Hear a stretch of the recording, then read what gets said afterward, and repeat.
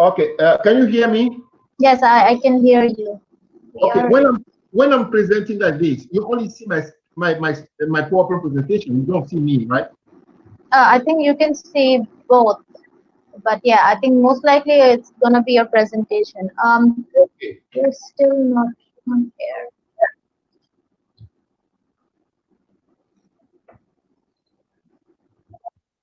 Right. Okay. Very good afternoon from Bangladesh.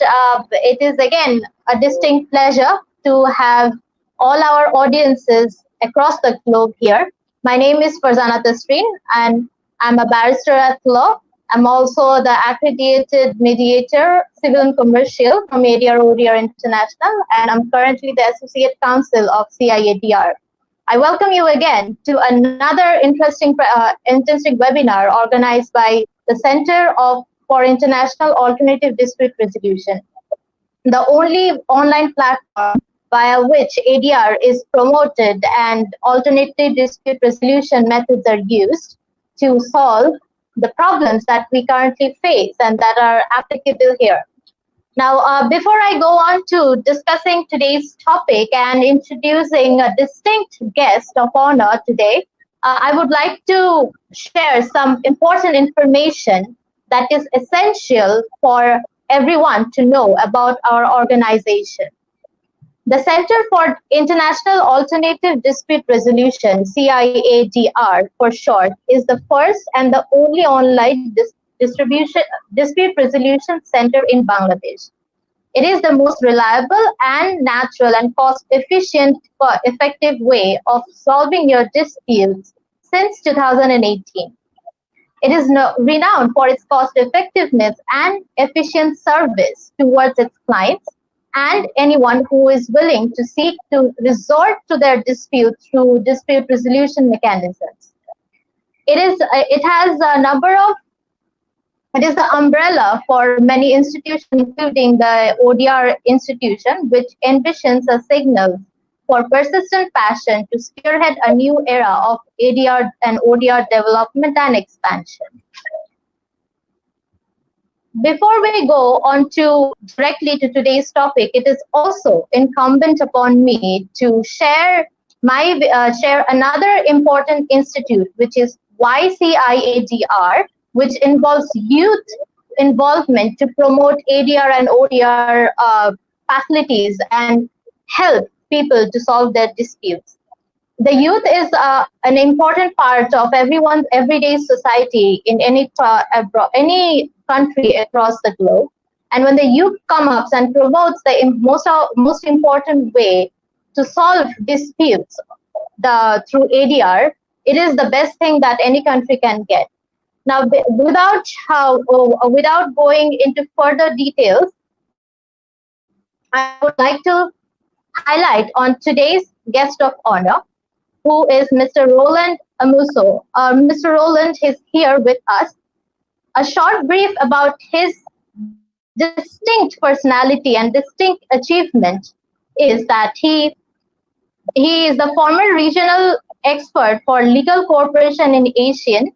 He has played a pioneer and a fundamental role in terms of promoting all the parts of ADR across many countries. He is the partner of Vovan Associate in Bangkok. He is a French national from Benin, which is located in West Africa. He's also a member of the Paris Bar Association and former senior legal advisor of International Development Law Organization, which we know it to be IDLO, which is located in Italy and Rome. He has more than 15 years professional experience in Asia and international law, and known as international law expert, and had played a very fundamental role in advising the government and being one of the successful and the most well-known in terms of liaising with the government and international organization in many, including AIT, UNESCAP, UINTAR. Mr. Roland specializes in international arbitration and ADR, also in other parts of law, including intellectual property and private public-private partnerships, and many others. Before going into more details, which Mr. Roland would be sharing throughout his experience, I would also like to point out today's topic. Today's topic is the ways by which we can arbitration counsels can become better arbitration counsel, or any aspiring lawyer or aspiring arbitrators who are willing to choose this path and have a career here, how and the ways and the manner that should be used, or the mechanisms that should be used to become a better arbitration counsel will be discussed. Without any further ado, I would be handing the floor to Mr. Roland. Mr. Roland, you will proceed. Thank you so much for a wonderful presentation and introduction of myself. I feel very privileged and honored. And yes, here we are today to share our conversation on pathway to a good arbitration counsel. This is a very important and exciting topic. And before I proceed, I would like to extend my appreciation and my thanks to your organization, CIADR, for appointing me as an advisor. And I believe that today's session, in a way, is a kind of celebration of my appointment as a member of the organization based in Thailand. And my presentation today is a kind of welcoming, address to the community of ADR in Bangladesh and around the world. So I feel very excited. I feel very honored. And by sending my greetings today, for those who are behind us in time, I will say good morning. For those who are ahead of us, I will say good evening. But anyway, from Thailand, we just say Sawadika. And if you want to apply the law of the seat, which is the place where you are organizing, you are hosting the event, I will say Salam Alaikum, as we say in your beautiful life. All right. So, as you can see, despite the distance and the time difference, we are united by technology. And that is the beauty of technology today. And also because of the COVID-19, we are all facing unprecedented human challenges and tragedies, and also economic crisis. And in spite of the lockdown, I hope everybody is coping well, everybody is strong, and everybody is resilient. We all need the resilience to continue in the new normal and to continue our business. And I would like to recognize Ms. Priyanka Roy, Chairman, Professor Dr. Mizanur Rahman, and yourself, our moderator, Mr. Fazana Taslim, for organizing this wonderful event today. So, what are we going to talk about? You already have introduced it. And within the next 60 minutes, I will walk you through the pathway to good arbitration counsel. The pathway to good arbitration counsel. So the first question I would like to ask is, why does the counsel in international arbitration matter? So before I proceed, maybe I will give me a one second to upload my PowerPoint presentation so that the audience can see. So I will start by sharing the screen. Okay. Okay. Can you see the PowerPoint presentation? It just might take more than a few seconds.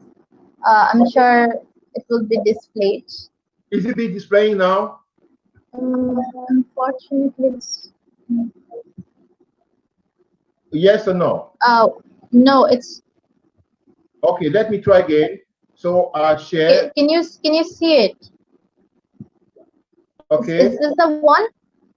Share. Is this the one? Okay. So because I can operate it by my side, or you can operate it from your side. So right, I can do it. If I think there's a technical, is this the one, Mr. Roland, you're talking about? I can operate it as you can talk. Yeah, you can start from go a little bit from the beginning. Yeah. So is this good to start? Yeah, you can start. Yes, I will tell you to go to the next one. Okay. Okay. No, before. Okay. All right. That's it. Okay. No. We. All right. No. We have to start from the beginning. Okay. All right. I'm coming back to the beginning. Okay. So what I want to start with is why does the consent in international arbitration matter? So, let me start from there. Right. The reason is when we talk about arbitration, the arbitration counsel is overlooked. What comes to mind when the discussion is about arbitration is the arbitration agreement, the arbitration institution, the arbitral tribunal, the process, the award, and the enforcement, and so on and so forth. But nobody talks really about the arbitration counsel. Very little is said about this professional, and yet the arbitration counsels play a very important role, which is ignored, which is overlooked, and which is sometimes misunderstood. So it is safe to say that there cannot be a successful arbitration without an arbitration counsel, without a good arbitration counsel. They are behind the scene. They are the enablers. They are the professionals that make arbitration possible. So looking closely into the matter, it appears that arbitration counsel plays a very central role. What role they play? The preparation of the arbitration, the organization of the arbitration, the process with respect to what can be considered as a fair and good arbitration, an arbitration that is conducted with fairness and integrity. So the question is, what makes a good counsel? What makes a good counsel? Before talking about the good counsel, let's define what is a counsel in international arbitration. Because I understand that many of the participants or the audience members are not lawyers. So we need to be to try to educate them a little bit on what is an arbitration counsel. So first and foremost, what is a job description? What are the duties? To make it simple, the arbitration counsel, also called arbitration attorney, works on behalf of the clients to convince the arbitral tribunal that the client should win the argument. Do you understand my definition? The arbitration counsel works on behalf of the client to convince the arbitral tribunal that their client should win the argument. What does it mean by winning? Winning means receiving money in a claim or in a counterclaim, or having to pay money to the party or to the respondent, or denying the payment of the money. So many counsels do not specialize in arbitration because there's not so much work in that field for everybody. So in general, arbitration counsel are technically litigators. They are lawyers, and then they they change the hats and they become arbitration counsel. Now the next one will be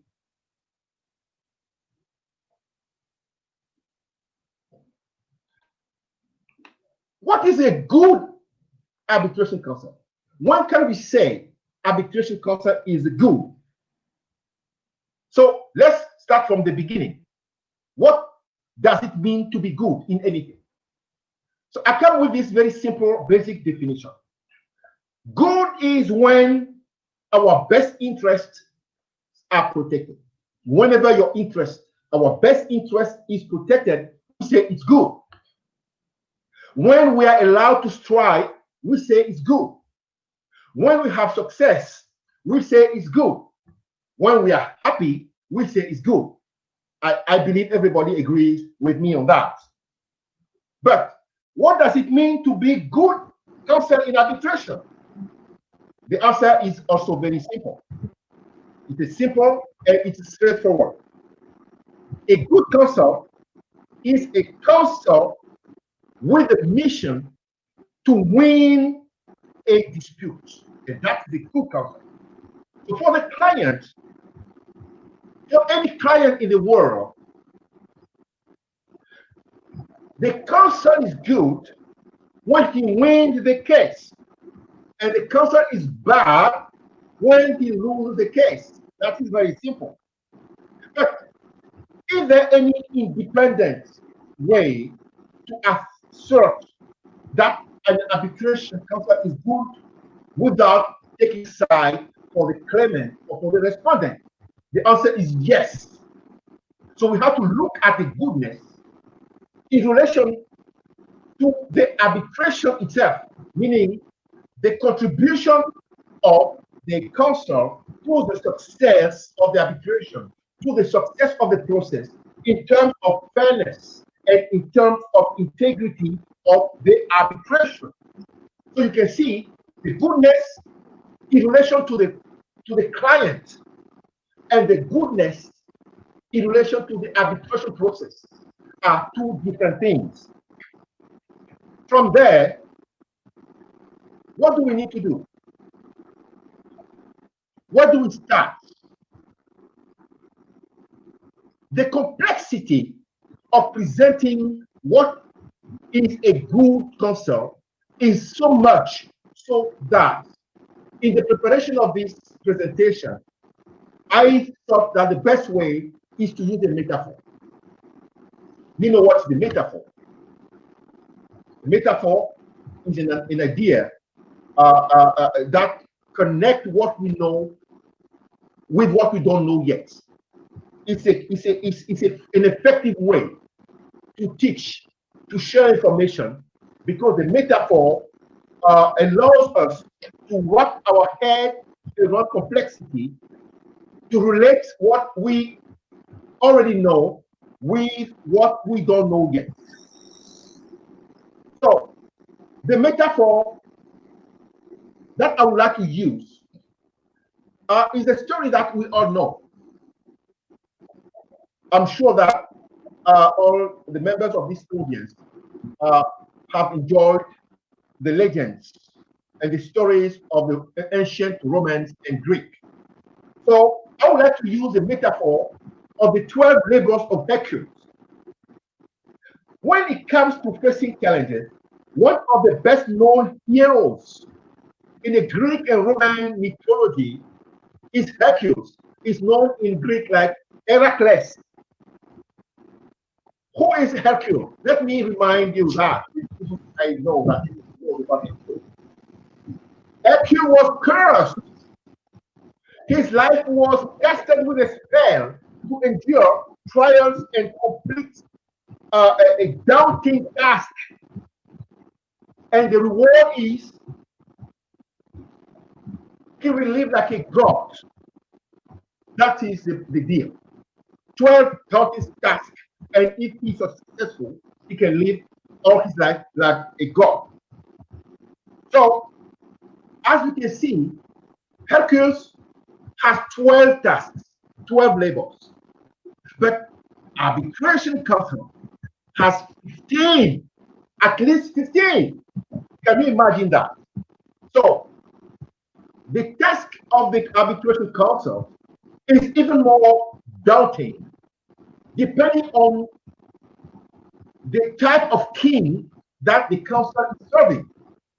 If the king is a David, I say David as in the Bible, it means commercial arbitration.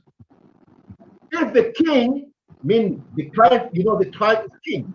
If the king is a Goliath, meaning a state own entity or an investment treaty arbitration is also a different topic. So these are the metaphor of the labor. So let me elaborate a little bit more regarding the metaphor. So because of the relationship, service provider, client relationship, the client is king. Knowing that the client is king, the question is how far the counsel is allowed to go to serve the king. What are the risks that the counsel is ready to take to serve the king? To what length or what extent the counsel can go? What behavior can they be considered unethical or inappropriate just to serve the king? That's why I believe the metaphor. This metaphor is not an exaggeration, because in reality, most of the counsellors, they are ready to do everything possible, even including unethical behavior, to serve the king as long as they win the case for the client. So now let me walk you through the 15 labors of the counsel when it comes to arbitration. So let's look at it together. What is the first one? The first one is understanding the concept of arbitration.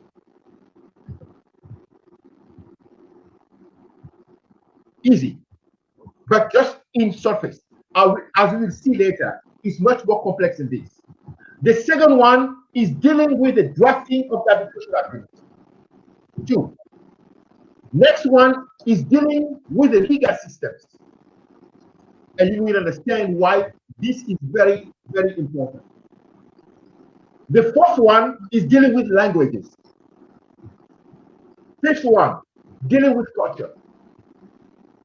Sixth challenge, dealing with guerrilla tactics, sometimes also called war tactics or Taliban tactics.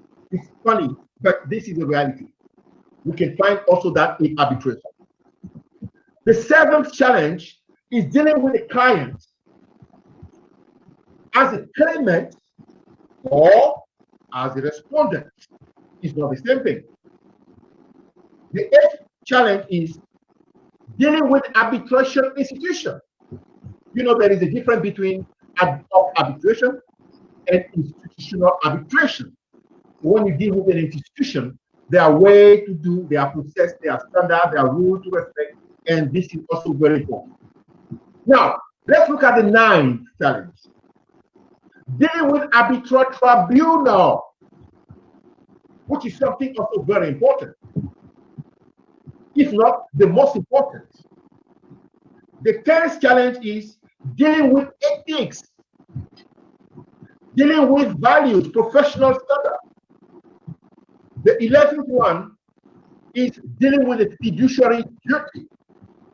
How close, how linked, what is the bond between the client and the counsel? Next will be dealing with the procedure. And this is very tricky because we come from different legal systems. And the way we bring the evidence can differ from if we are from common law system or civil law system, or if we are applying the discovery, or if we are only using the documentation. The next one is dealing with enforcement. At the end of the day, it's about enforcing any law. The 14th challenge is controlling cost and time. You agree with me that this is also very important. And last but not least is the dealing with COVID-19 and the implication of COVID-19 or go to, ODR. I bet if there were no COVID-19, I would not be sitting in Bangkok now. I would be in Dhaka, and everybody would be in a room, and we'll be interacting face to face. So the same challenge is affecting international arbitration, and we will be talking about that. So you can see that The methodology for Hercule only has 12 labor, whereas Arbitration Counsel has at least 15. So you can say that the Arbitration Counsel is a modern Hercule of dispute resolution, and the task is very difficult. It's very daunting. So let me walk you through the different steps, the different labor that I have outlined for you. Let's start with understanding the concept of arbitration. Why do we need to understand the concept of arbitration?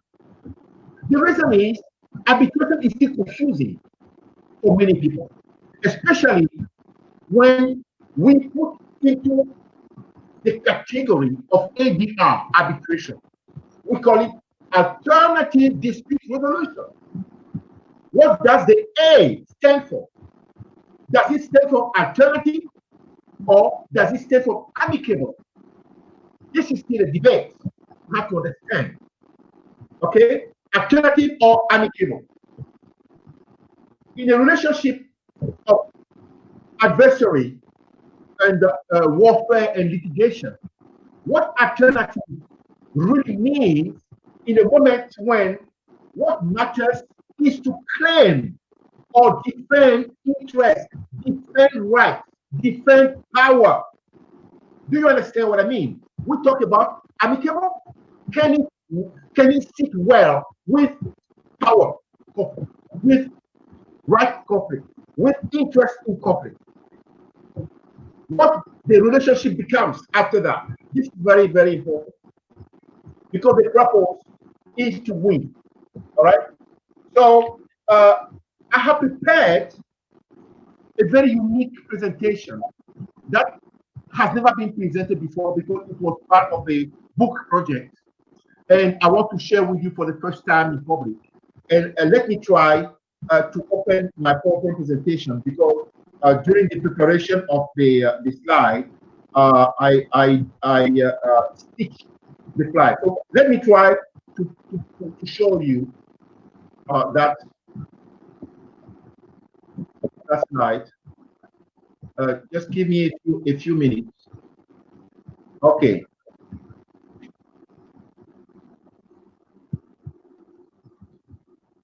Okay, here it is. Let me open it. Can you see with me? Can you see the slide? Can you see? I cannot see the slides yet, but I'm sure it's going to be there in any minute. Okay, let me try again. There is a technical issue that I might need to resolve. I will share the screen, the application, and share. All right? No, it's not that one. Okay, let me see again. Share the screen. Okay, can you see now? Can you see? No, Mr. Roland, we still can't see it. Does it appear? It doesn't appear yet, so. Okay, never mind. Okay, let me pass it. I will just go through and explain from your presentation. Please upload again your presentation for me so that I can go to your proper presentation. Okay, thank you. Again, one more time, it disappeared. All right. Yes. Can you display the PowerPoint presentation on the side?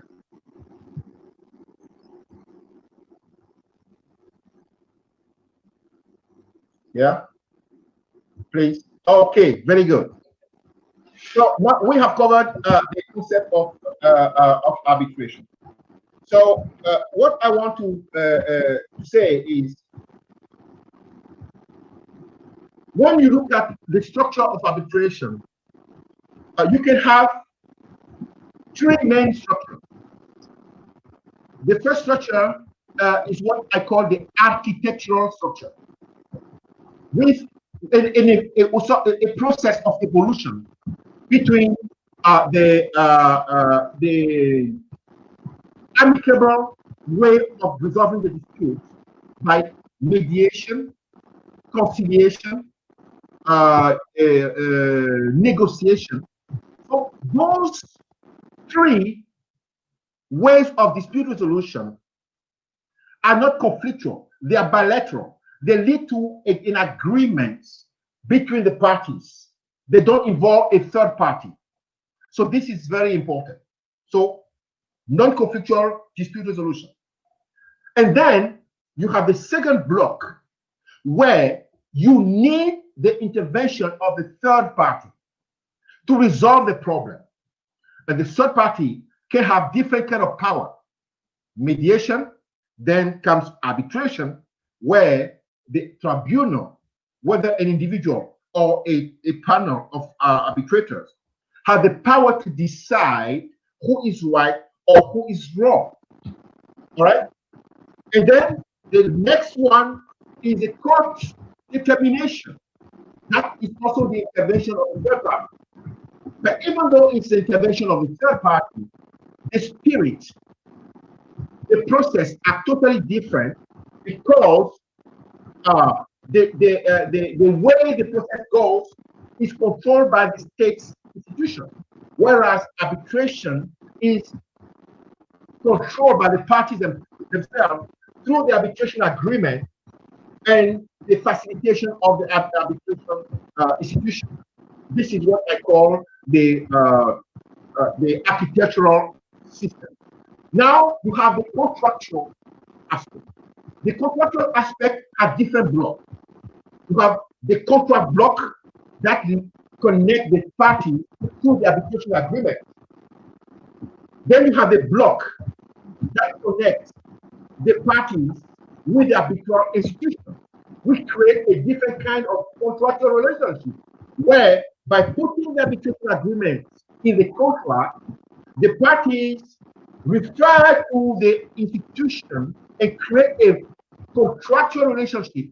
When the dispute arises, the institution is contractually bound to take over the service to deliver, in a dispute resolution service. And then once the process, the arbitration proceeding starts, to get into the arbitration proceeding that will lead to the top of a pyramid, which we can call the arbitral award, and that is finished. The third system that I created is what I call the dynamic system of arbitration. The cycle starting with arbitration agreement, the filing of arbitration claim, the constitution of arbitration tribunal, the process of arbitration, the arbitration award, and then the enforcement. So this is the cycle. You can even draw an arrow, that goes like a circle, and that starts from the arbitration agreement until the arbitration award, and then the arbitration award is enforced. So those are the three blocks. And the reason why I wanted to explain this is that most of the people don't understand the specifics of international arbitration as ADR. So once this is understood, the next challenge is drafting the arbitration agreement. Drafting the arbitration agreement is very important. Why? For one reason.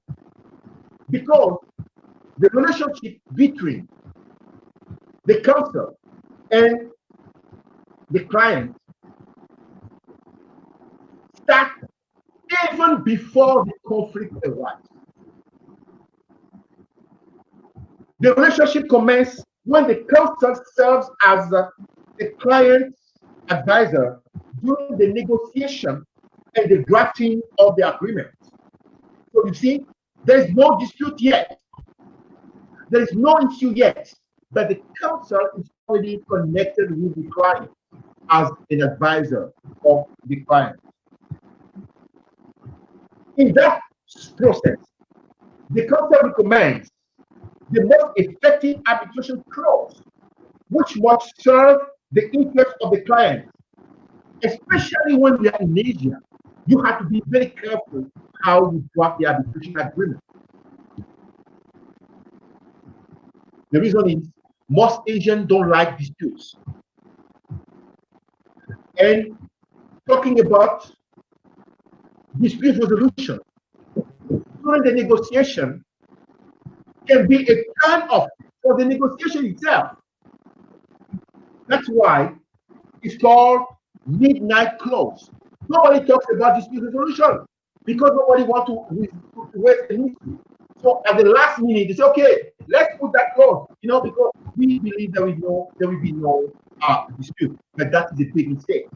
Okay, because when the dispute arises, that's where you face what we call pathological clause. A clause, an arbitration clause that cannot deliver, that has flaws, and that cannot, help the party to solve the dispute. So drafting the arbitration agreement is very important for the country. How to know how to draft. So when it comes to drafting the arbitration agreement, what are the key elements? What are the key ingredients that you need to put inside the drafting to make sure that the arbitration agreement will work? Let's make it very short. So you can see here, I have a list that you can see. You have to put an escalation section. What does it mean? Don't go directly to arbitration. Say, in case of misunderstanding, in case of disagreement, the parties commit to negotiate.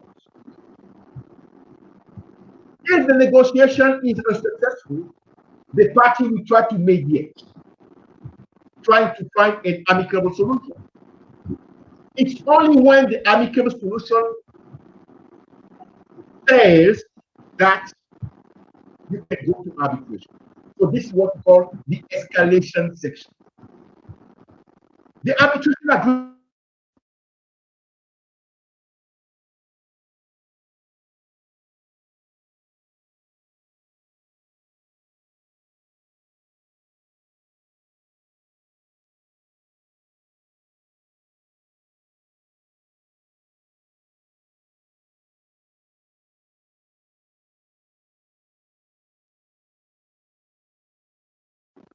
very important to integrate the applicable law. Refer to the applicable rules of the procedure. What is the state of the arbitration? For example, today we are having a very nice seminar. I am sitting in Bangkok, but the event is hosted in Dhaka, in Bangladesh. So the seat is in Bangkok, right? But the venue is in Bangladesh. This is the system. This is the way international arbitration works. The arbitration agreement should also indicate the language and mention that the award is final. Now let's go. We have so much to cover. Dealing with the system of law and international. You are a lawyer, and you know that what system of law the country belongs to can break or save the arbitration for the parties represented, because the same problem may have different outcomes depending on the applicable system of law. Work like this. Common law and civil law don't always have the same concept. They don't have the same definition. They don't have the same philosophy. And they don't have the same legal solution.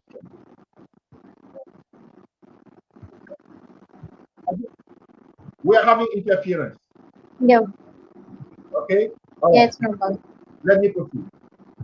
Let me give you a few examples. When you take the contract law, in common law system, you have consideration. Civil law system doesn't have consideration. They have what they call cause. A cause is not consideration. Second example, let's take force majeure or act of God. especially now because of the COVID-19. Many companies, many contractors are raising the issue of force majeure to defer enforcement of the contract. But depending on the applicable law, the force majeure will be recognized or rejected.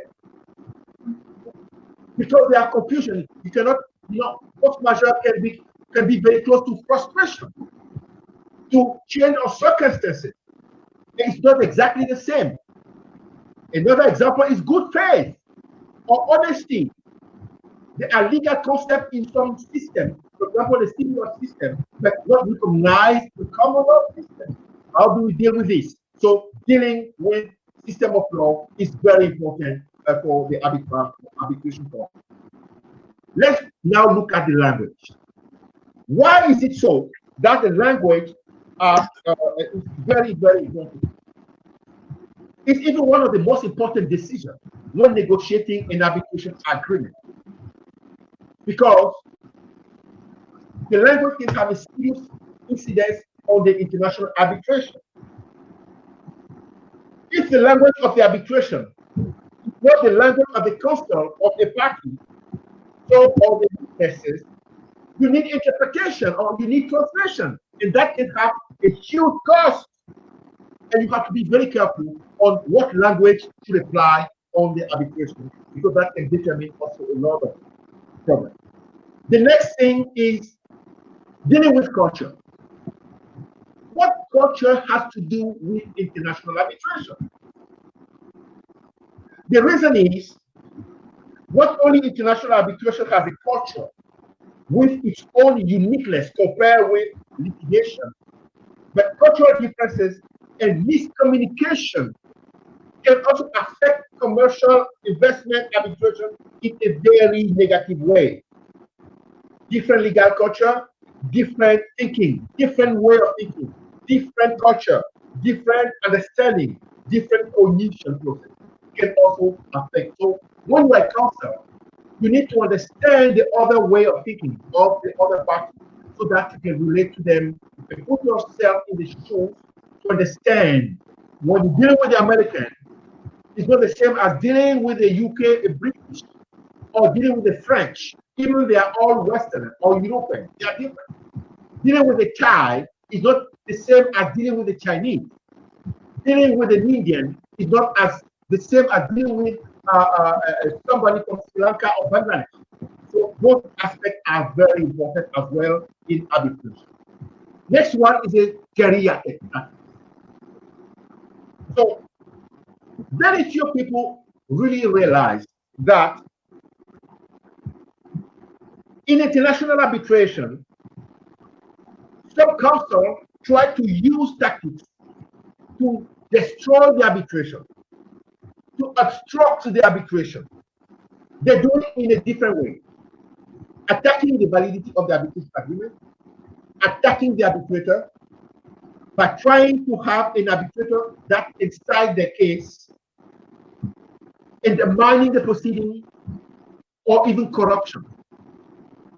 I know what I'm talking about because I have been victim myself, have been attacked out of nowhere by some counsel or parties just because they want to remove me as an arbitrator and replace me by an arbitrator that decides them. And those things happen, and we have to be very careful. The next is what? Dealing with clients as claimant or respondent. Obviously, when you are counsel, depending on who you are defending, you will have different activities, different reactions. The claimant counsel must consider the relevance of the process and the chance to win. Do not push your client to arbitration blindly. I'll give you a case that I'm dealing with right now. It's a big case involving a company, a European company and a Thai company.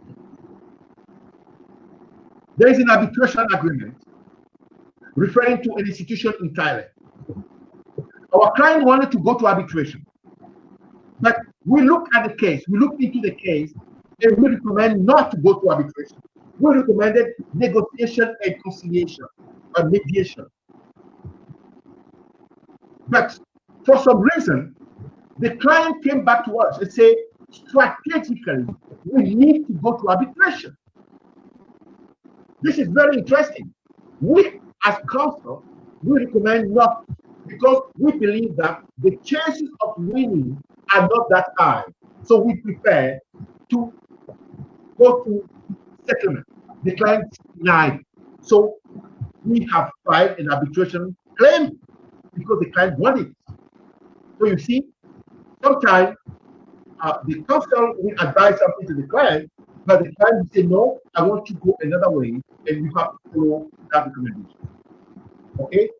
The respondent counsel shall be able to outline how to defeat the claim or mitigate the legal risk or prepare for a legal fight.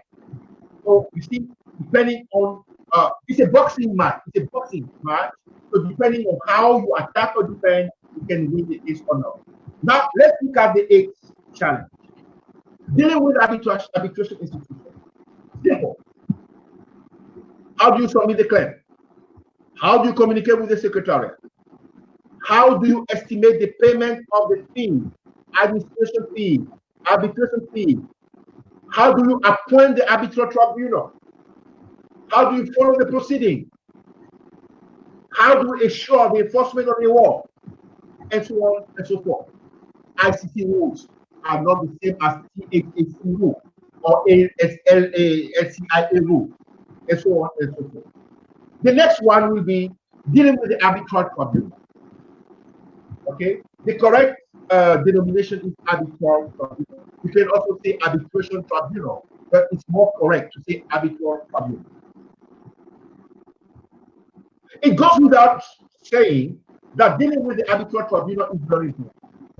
An arbitration can best be carried out efficiently and orderly when the counsel act in good faith, with cooperation spirit, and behave in appropriate way. So these are some of the rules: professionalism, respect, loyalty, courtesy, integrity, dignity, and good faith are some of the requirements for a good counsel when dealing with the arbitral tribunal. Now let's look at the other aspect, which is also very important, which is dealing with ethics and professional conduct. This is very tricky because most of arbitration counsel are not bound by a body of rules that is compulsory, especially in an international arbitration. It's not like the chambers or the bar association or the national organization that have a set of rules that apply to their members or the profession. Also don't have that. So it's very easy to misbehave because we are not protected by a set of rules that can, sanction your malpractice. But there is increasingly an effort to harmonize the rules that will apply equally to all counsel around the world. And most of the rules can be found in the International Bar Association rules of ethics for international arbitrators. So they're very well drafted, and we all can follow those rules, provided that we accept to be bound by the rules. It has to be written in the arbitration procedure. Okay, you can also find some guidelines in the UNITAR law, especially Article 18, and those are the principles that you can follow. The next one is dealing with the fiduciary duty. What is the fiduciary duty? The fiduciary duty is a particular relationship that the client has with his attorney. It means that the attorney has to do everything in his capacity to protect the interest of his client. That is the fiduciary duty. But at the same time, the counsel has to act with integrity as well. You have to balance the need to protect the interest of your client with being also professional and follow the rule of integrity. The next one is also so important. It's about the proceedings, the procedure, discovery or not. In common law countries, the idea is that discovery suggests that justice can only be established if both parties have access to the same material, the same document. This is very tricky because the claimant and the respondent should have access equally to the same documentation. Even if the document can harm you, you have to disclose it. We don't have that in civil law system. Civil law system is based on documentation, where the judge inquires into the facts with the assistance of the parties, and the parties only present the document that they wish to rely upon to defend the case. Can you see the difference? You know, for example, Bangladesh, your system of law comes from the UK, British law, that you share with India, right? So you have the same system of discovery. But in Thailand, for example, where Thailand is law is based on the French system with a mix of the UK system, you have both discovery and also non-discovery. So you have to be very careful. If you are a counsel with a background on civil law and your procedure is in a law that applies discovery, we recommend to work in team, as a team, with a lawyer from the jurisdiction that can help you dealing with your case. The next challenge is dealing with enforcement, because at the end of the day, arbitration disputes are about payment. Why would the claimant go into battle? Why would a claimant spend time and money, develop strong argument, clever case theory, if it works with the expectation to win the award and to be paid? So enforcement is very important. This is where you have to understand international agreement, like the New York Convention, 1958, like the Washington Treaty, 1965, and bilateral treaties, because enforcement is tricky, because the words are not directly recognized for enforcement in different countries. Even judgment are not. So that can be very tricky. Controlling costs. This is also one of very important topics. One of the claim advantages of arbitration is that it's less expensive than the court justice. Is it a myth or is it a reality? Now this is a discussion that's going on, and increasingly people are agreeing that arbitration can be very costly, very expensive. So you have to be very careful. You have to be careful when you're a client. You have to be aware that the legal fees of the counsel can have a very significant value, even more than the cost of arbitration itself. So first, you have to hire a counsel that is very experienced in arbitration. Secondly, you have to hire a counsel that is not only experienced in arbitration, but has experience in a particular industry that the case is dealing with. Don't hire a counsel in a construction dispute who doesn't know the FIDIC document, who doesn't know FIDIC, red book, yellow book, green book, or whatever book. This is very important.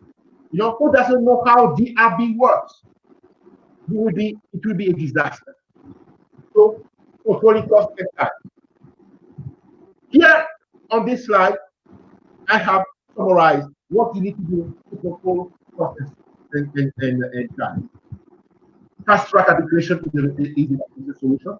Many arbitration organizations provide fast track arbitration service, like the ICC. That's one thing, or one solution. Only one arbitrator, whenever appropriate. If you have a panel of 3, you can see that is for ADS. Select an arbitration institution according to the most affordable ad valorem being care. Very few counsels around the world are aware of the discrepancy of arbitration fees depending on the arbitration institution. Let me give you an example. ICC arbitration is considered very expensive, for example, compared with Thai Arbitration Institute, for example, or THAC, for example, or LCIA. So different arbitration institutes have different costs depending on maybe the reputation, the value added, the prestige, or depend on many things. But you have to choose carefully. Next one. Carefully select the applicable law, because the common law process can have cost implications that are not found in the civil law. And this is very important to know what works for you to save costs. Make sure that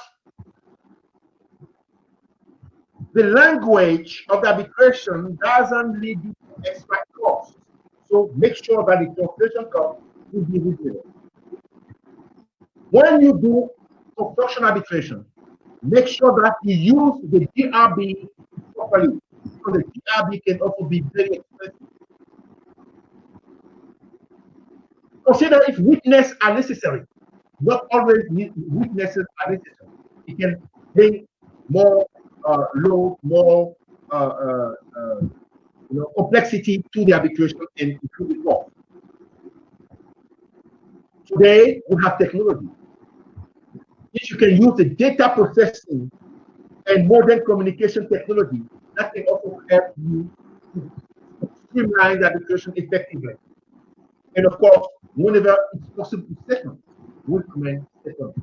So these are the ways to reduce and control the cost. So in this chart, this diagram, what I want to share is that what I call the pyramid of quality of arbitration.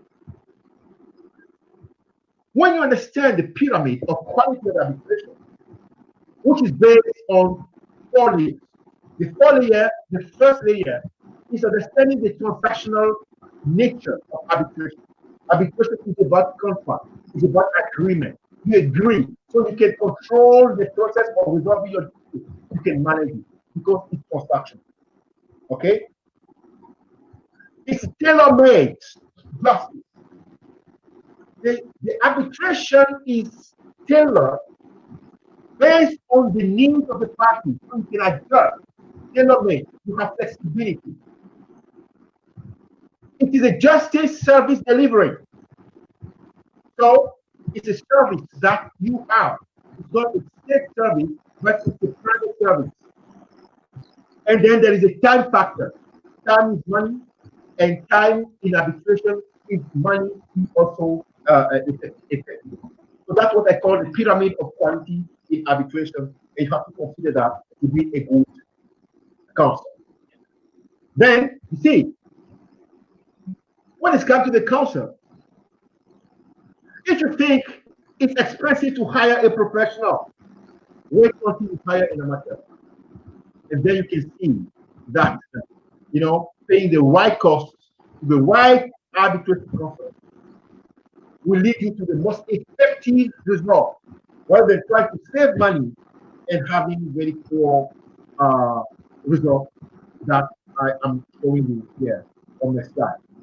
The last one is dealing with COVID-19. Okay. The reason why I put COVID-19 as one of the labels of the consult in arbitration is that this is what we are facing today. These are the challenges today that will determine the future of arbitration. And that is also already happening in ODR, online dispute resolution.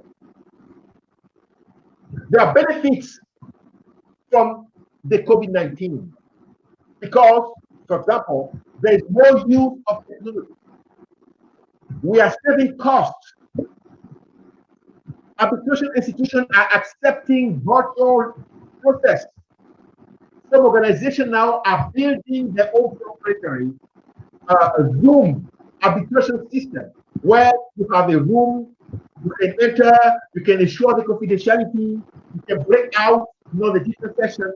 And this is the future. It's not even the future. It's already the present.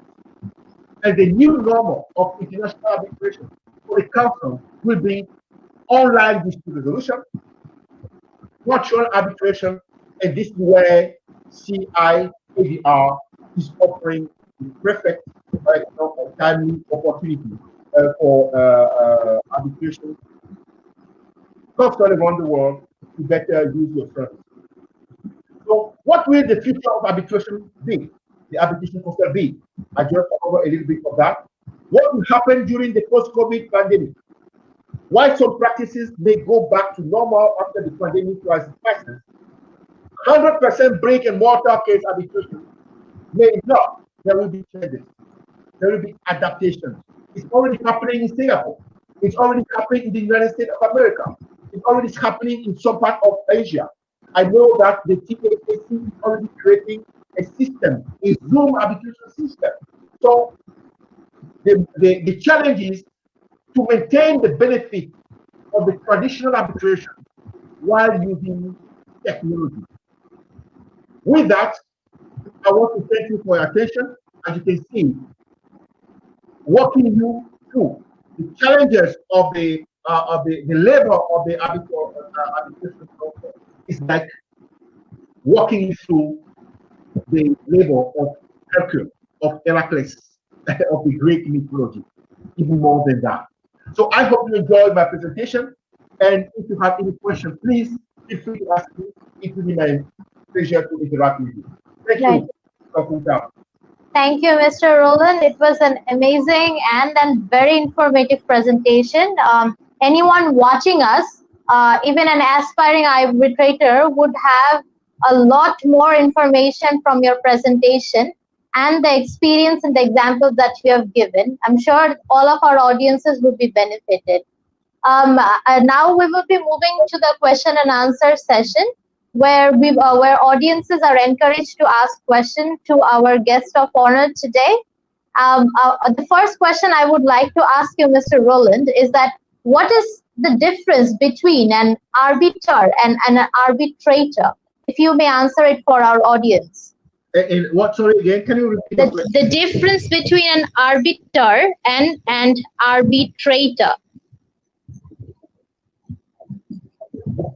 Well, I to my understanding, an arbitrator is the third party that is appointed by the party involved in the disputes to resolve the disputes through the arbitration agreement, the arbitration clause, right? So the arbiter may be appointed as a third party, not by the parties themselves, but by an authority that gives them the power to resolve the disputes. So the arbitrator receives his power from the parties through the contract, which is the arbitration agreement, as opposed to a third party that may receive the power to decide from an authority. That's the difference that I can see. Right. Thank you, Mr. Roland. The second question that is posed to you is that what are the practical problems that you, even as an arbitrator, have faced while conducting arbitration? You have pointed out about the guerrilla tactics. You have pointed out certain important tactics, but we would be honored if you would share some of your experiences here as to the problems that you have faced so far. Okay. So thank you. This is a very important question. As an arbitrator, right? You understand, we've been talking about counsel. Counsel is totally different, right? The arbitrator has the power to decide, whereas the counsel advises the client to present the case before the arbitrator. So at the center of the arbitration system lies the arbitrator. It can be one person, it can be a panel. Okay, having said that, the first challenge as an arbitrator is to be independent and impartial. Independence and impartiality are the key element of arbitration. The problem is some parties don't understand that independence and impartiality. They want the arbitrator to be on the side in the arbitral tribunal. And they say, I want my arbitrator. I want my arbitrator. They don't understand that once you appoint the arbitrator is independent from you and may even punish you, may even issue an award that costs you to pay. So this is the challenge, understanding the essence of arbitration by the users, what of them don't. Now, the second one is about the being on the hot seat. Being on the hot seat because you have to decide, and your decision can have financial consequences. And those financial consequences can be huge. Meaning that the party can be bankrupt. The party can close the business or pay a lot of money. And those interaction of power, interest, and rights are heavy responsibility for the arbitrator. So the arbitrator has to be very careful, very aware.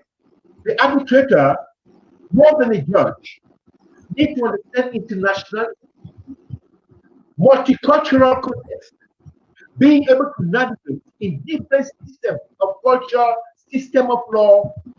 Let me give you an example. I am not from Bangladesh, right? But I will be able to deal with an arbitration with the application of Bangladesh law. Why? Because I'm not bound by the law of the country. I know that Bangladesh has an Arbitration Act 2001. I did my homework about Bangladesh. Your former law was Arbitration Act 1940. The same act as India. But India has changed the law in 1996 based on the new public law. And Bangladesh has adopted the new law in 2001, also based on the law. But even though Bangladesh has adopted Arbitration Act 2001, it's not enough because the Bangladesh Arbitration Act is still creating problems, especially from the enforcement, because you still have to go through the justice system, and that can take so much complication. So there is the need to reform the Arbitration Act of Bangladesh. So I'm just giving you this example to show you that even though I'm not a Bangladeshi lawyer, as a potential international arbitrator, my duty is to be able to navigate any system of law that can come to me to decide. This is the beauty and the benefit of international arbitration. Totally. Thank you again, sir, for the information that you have shared with us. Indeed, all our aspiring arbitrators would be highly benefited.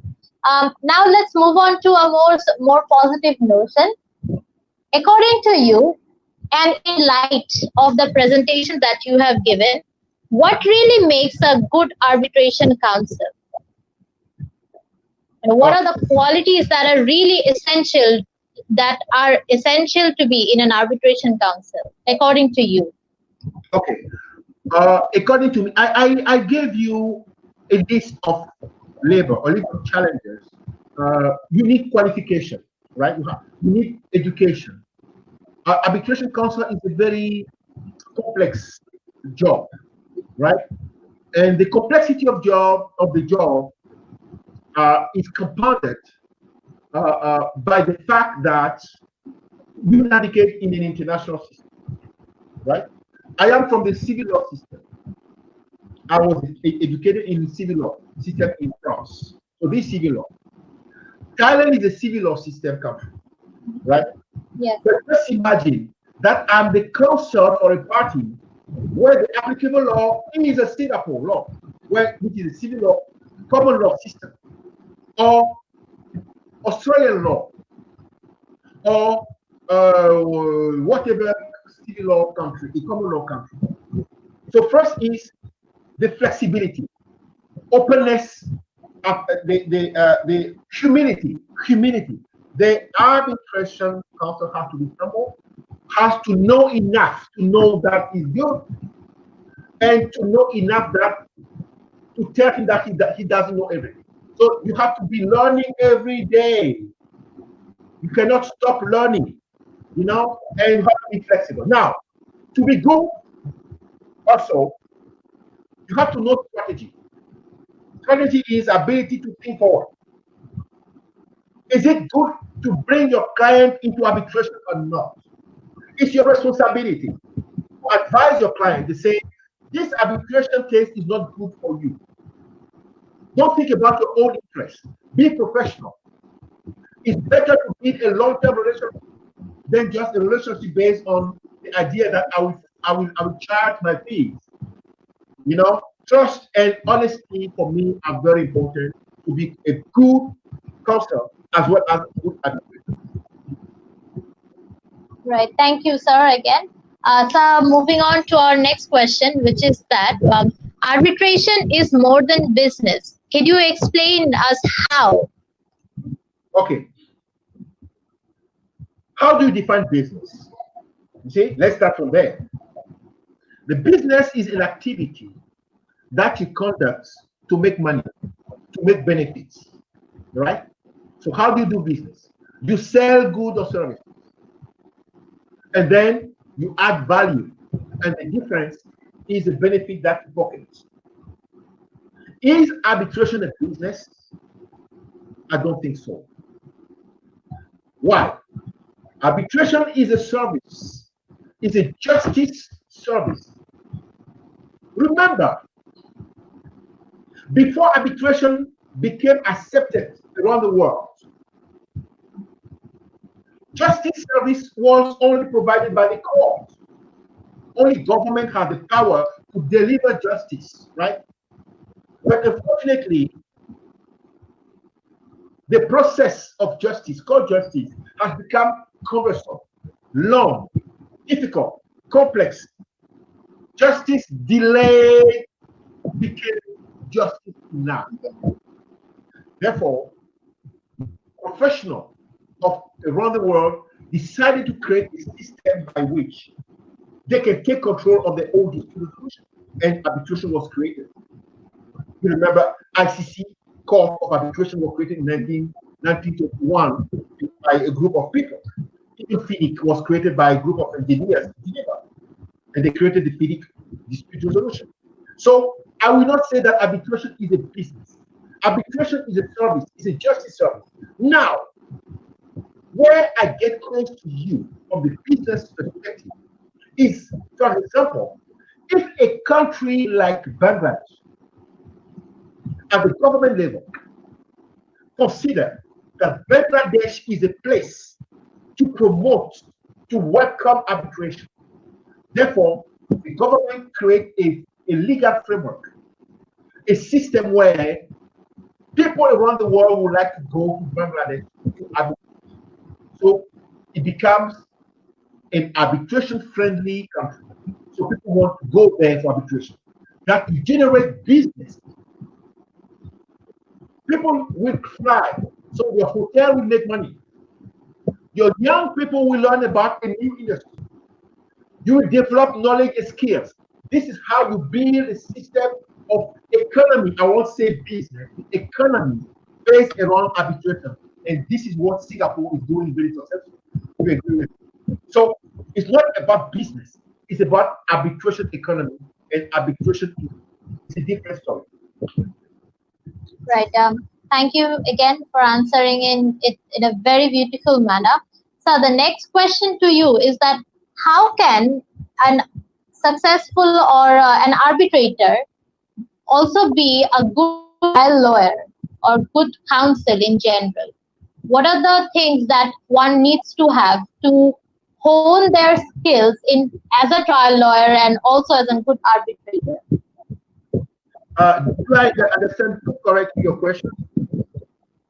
I'm not sure. There was a difference. I didn't hear well. Oh, do I repeat myself? Please do. Yeah. My question to you is that can a person, an arbitrator, also, can a person, a lawyer, be a successful lawyer and also be a good arbitrator, arbitration counsel? What is your opinion about it? Oh, right. That's a very good question. That's a very good question because at the center of that question is, do you need to be a good lawyer to become a good arbitrator or a good counsel? That is the problem. It's a big debate because, honestly, you cannot be a good arbitrator or a good counsel if you don't master the law. You have to be a good lawyer. You have to understand proceeding. You have to understand international law. You have to, let me give you an example. You have to know the international treaties of goods and services, of contracts. You have to know the New York Convention. You have to know the Washington Convention. You have to know bilateral treaties. You have to know conflict of law. So if you're not a good lawyer, how can you navigate in the international legal system? It's impossible. So first thing. Then, when it comes to bringing the evidence, if you don't understand the discovery, if you don't understand the system by which evidence is brought, depending on the applicable law, how can you convince the arbitral tribunal? So all these things is based on knowledge, expertise in law. So yes, you need a solid, very strong fundamental in law to be able to be a good arbitrator and also to be a good counsel. But it's not all, because arbitration is not just about process, it's also about facts. So you also need to know how to deal with facts, right? So it's a combination of many things. Yeah, it's a combination of many things. Right. Yeah. Thank you again, sir, for answering the question. What I would like to, speaking of experience and the knowledge you were talking about, my next question to you is that how effective are the trainings to be an arbitrator? How effective are the trainings in terms of practice, or in terms of being having a successful career in arbitration, or any other alternative dispute resolution? Okay. You mean that is arbitration the only solution? No, I mean that in order to be an arbitrator, there are certain trainings that are offered. For example, I have attended a training. So my question to you is that how effective are these trainings in terms of practicing as an arbitrator? All right, that's also a very good question, because there is no school, to my knowledge, to become an arbitrator. Mm-hmm. There is no academy to where you can go to the academy and learn how to become an arbitrator, right? You become arbitrator because anybody can become an arbitrator anytime. You see, it's not like becoming an attorney or a barrister or a judge. You can appoint anybody as long as you trust that person. He can become your arbitrator. So it's difficult to have a school, a training. So what happens is most arbitration institutions organize professional training programs. I believe that in CIDR, at THAC, even some universities now, they organize training program for how to become an arbitrator. But those are the basic. You just give the basic knowledge.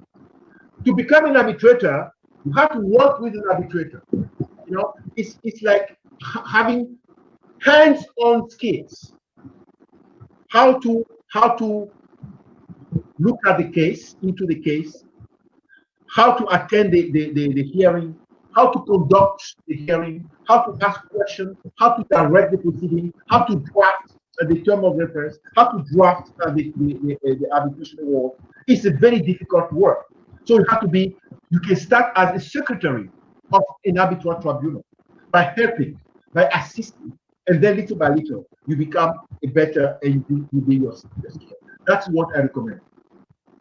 For example, if in Bangladesh, now that I am the advisor of CIDR in Thailand, if you have young Bangladeshi lawyers who want to learn how to become an arbitrator, you can send them to me in Bangkok. I would be very happy to host them for 1 month, 2 months, 3 months. You can have an agreement on that. You can have a training sheet, internship, and that you can build the knowledge and the skill of the young people. and they can become.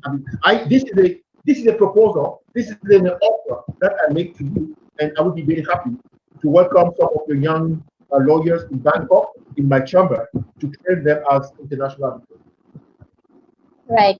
Thank you, sir. Again, that brings me to the next question.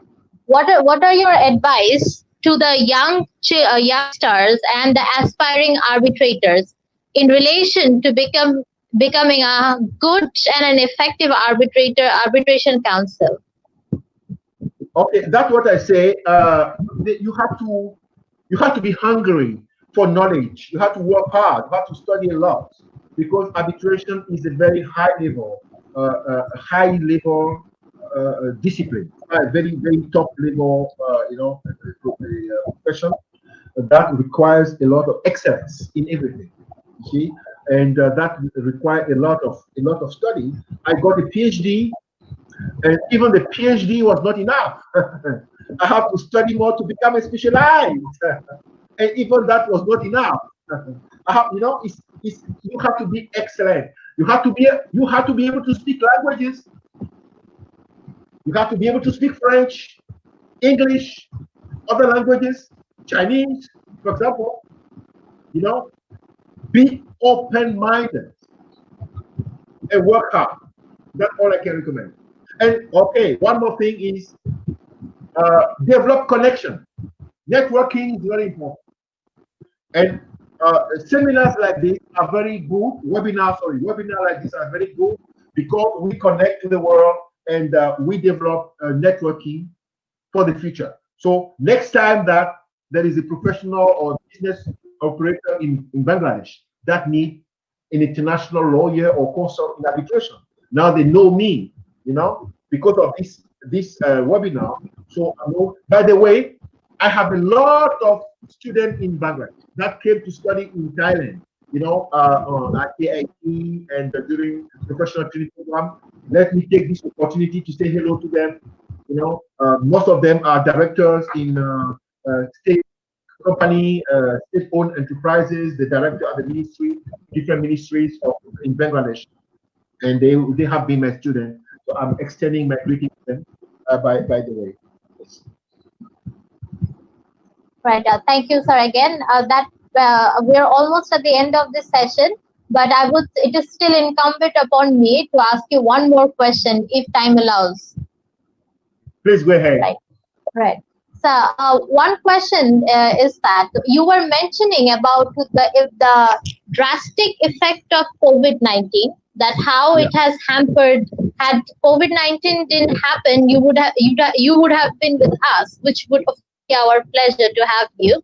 But has there been any good effects, like positive impact on arbitration and arbitration counsel when COVID happened? For example, you're not having to move from your place. You can conduct arbitration just sitting in your room, having in a better suited position where you're comfortable and the other parties are comfortable too.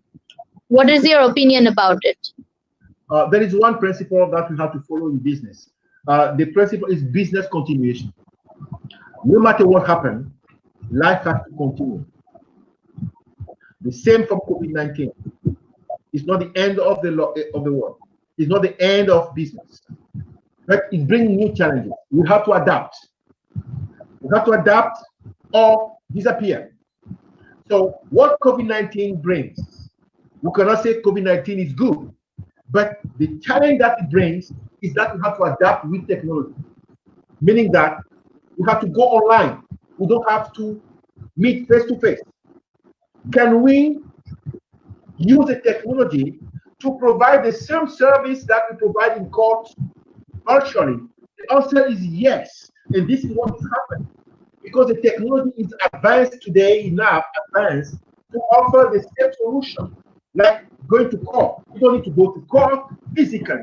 You don't need to travel. So we can deliver, we can connect, we can communicate as we are doing now.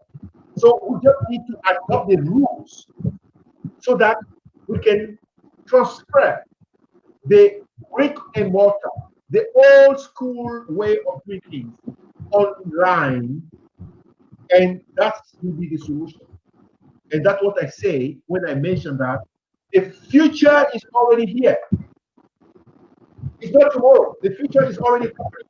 When it comes to online distribution, that's why you have ODR. That's why you have CIDR.